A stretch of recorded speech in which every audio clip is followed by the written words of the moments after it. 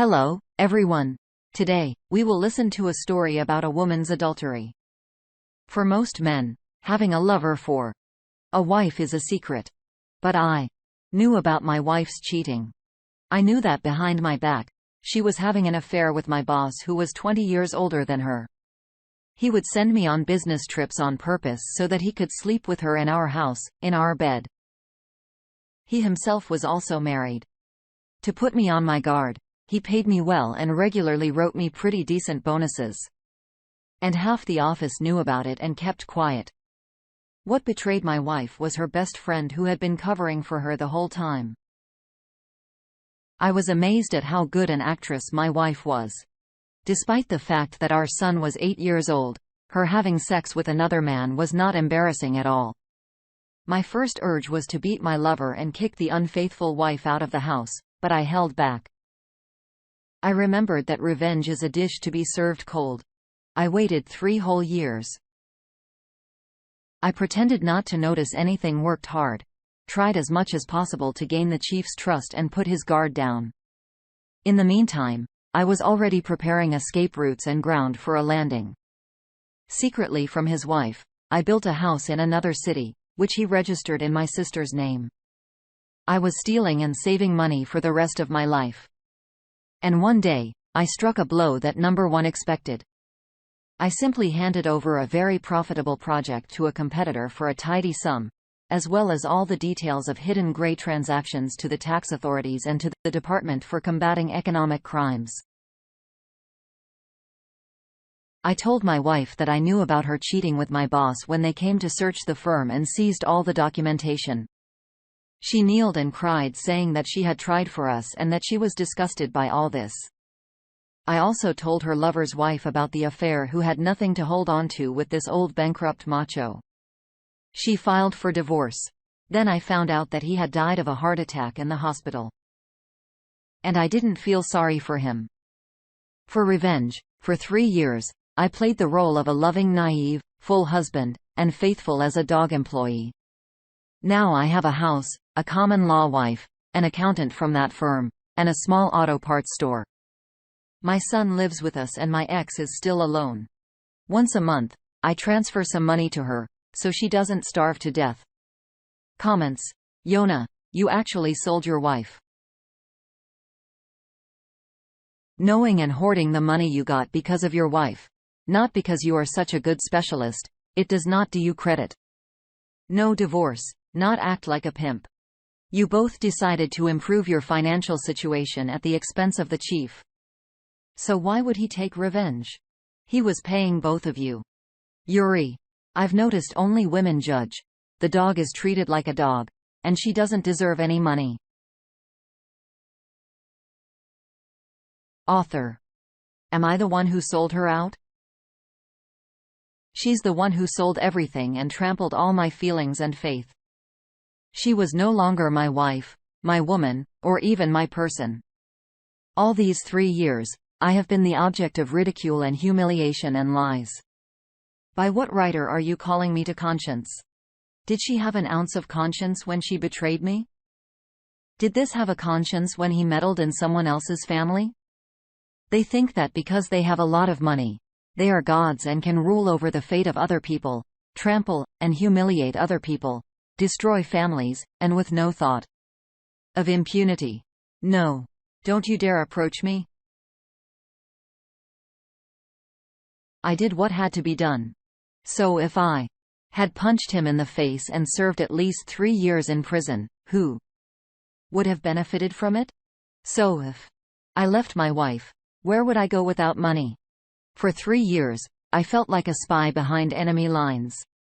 I knew there was a reward waiting for me at the end, and I wasn't wrong. Kara.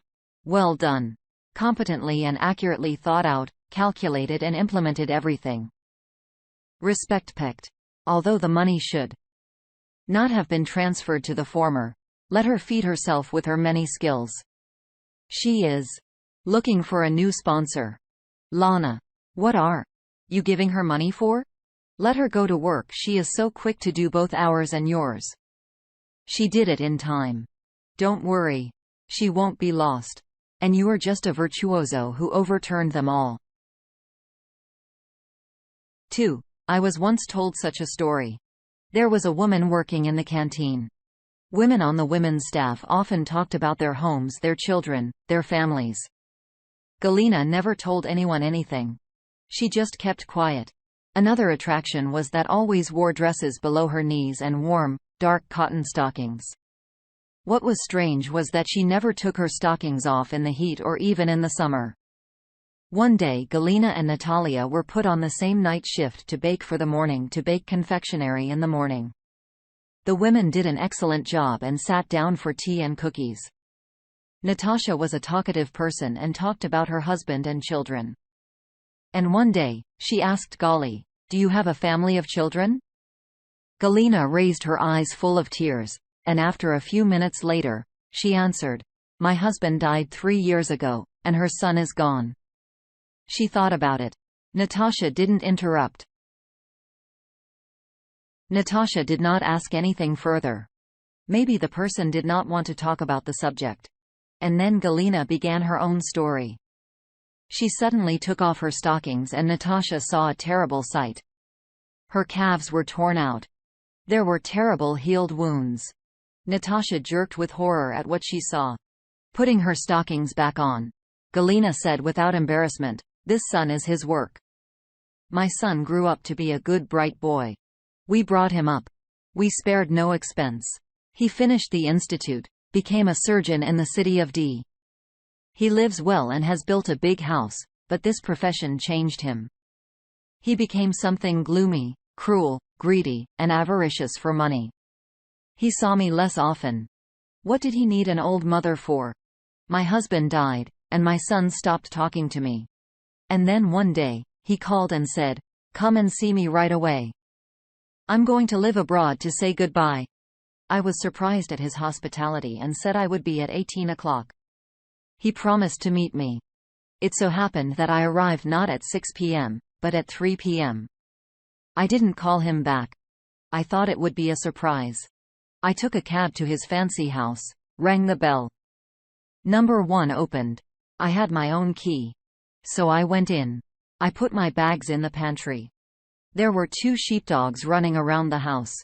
They greeted me friendly and lay on the floor in the hallway. I walked through the huge, gorgeous house and thought, if this is how they live, why would they go abroad? Suddenly a car pulled up and I hid behind the thick velvet brown curtains for a surprise. My son didn't come in alone, but with a man, carrying a rug. I wondered why he needed a rug. The dogs were in the hallway and didn't give away my presence. My son and the man put the rug down. My son pressed some kind of device and some complicated apparatus emerged from the table. I was standing behind the curtain, and for some reason I did not come out. They unwrapped the rug and there was a girl. I was numb. After putting the girl on the table, they hooked the machine to her and sucked out all the blood. The son said, "That's it. You'll take the body out tonight. Do you know where?" He looked at his watch and added, "My old lady will be here in a minute. We'll get the rest of the blood and you can hand over the arsenal." I was standing behind the curtain with my hands over my mouth, afraid to make a move. My son pushed the button. The table parted, and they threw the corpse into the table hid somewhere and they pulled out a cognac and drank another shot. "It's time. Let's go to the train station," said the son, and they quickly got out. The car drove off.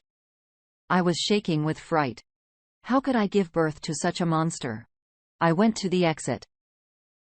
I wanted only to run away from the fearful house. The dog suddenly became angry and did not let me to the door. I sat down on the sofa standing by the door and began to move quietly towards the door. When it was already quite close, I rushed towards it.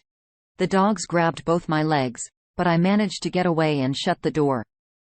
They roared like animals, and I ran down the street, shocked with pain and fear. Having torn pieces of cloth from a combination, I tied my legs. And when wriggling in pain to my friend, she greeted me with horror, washed the wounds, went to the hospital. The wounds were treated and stitched up. I was questioned. She said that a dog had bitten me in the street. I received shots for tetanus and was hospitalized for a week. Instead of a week, I was hospitalized for 3. A friend came to visit me, then sent me home. My son went abroad. I never saw or heard from him again. I didn't report him to the police, my son, after all. Although he was not going to spare me. I changed my place of residence, and now I live as a homeless person without clan or tribe.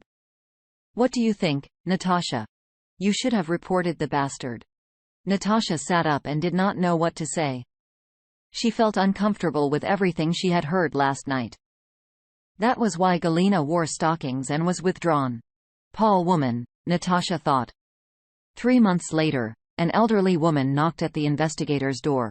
She somehow tiredly sat down in a chair and put an envelope on the table. "Don't ask me anything," she said sadly. "I described everything. Find him, punish him." She got up and left the office. 2 weeks later Galia died and did not take the secret of her son with her. A criminal case was opened for the letter. Galina's son was found through Interpol, and after a long investigation was sentenced to 14 years with confiscation of property. Who knows if that's a little or a lot? I think it's a little. Many years later, I remembered this sad story and told it to you.